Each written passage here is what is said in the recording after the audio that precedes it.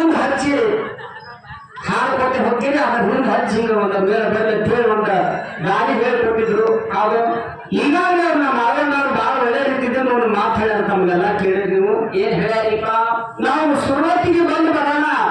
ಭಾರತೀಯರು ಮಾತ್ರ ಹೇಳ್ಕೊಂಡ ಸ್ವಾಮಿ ತುಕಾಪುರ ಗೌಡ್ರ ಎಲ್ಲಿಗೆ ಬಂದು ನಿಂದ್ರಿಸಿದೇವತಿ ಕೇಳಿದ್ರ ಎಲ್ಲಿಗೆ ಎಲ್ಲಿಗ್ರಿಪ್ಪ ಸ್ವಾಮಿ ಗೌಡ ತುಕಾಪುರ ಗೌಡ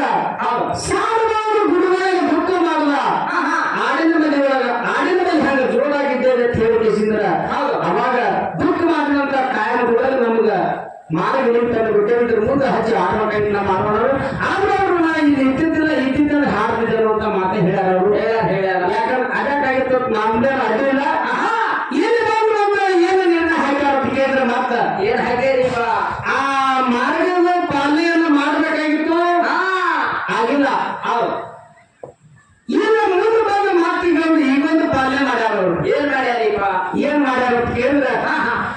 ಇನ್ನೊಂದು ಪಾಳೆ ಹೆಚ್ಚಿಗೆ ಬರ್ಲಿಕ್ಕರೆ ಅದು ಯಾರು ಡಬಲ್ ನುಡಿ ಅಲಗಾರ ಅಂತ ಹೇಳಿ ಬಂದ ಅದ್ರ ಸಲುವಾಗಿ ಸಿಗ್ನಲ್ ಹಾಕೊಂಡು ಹೋಗುದ ಹೌದು ಯಾಕಂತ ಕೇಳಿದ್ರ ಈ ಜತ ತಾಲೂಕಿನ ಸಂಘ ಗ್ರಾಮ ಅಂದ್ರೆ ಬಹಳ ಎಲ್ಲಾ ಕಡೆ ಹೆಸರುವಾಸಿ ಊರದ ಬಹಳ ಒಳ್ಳೆ ಜನಾಂಗದ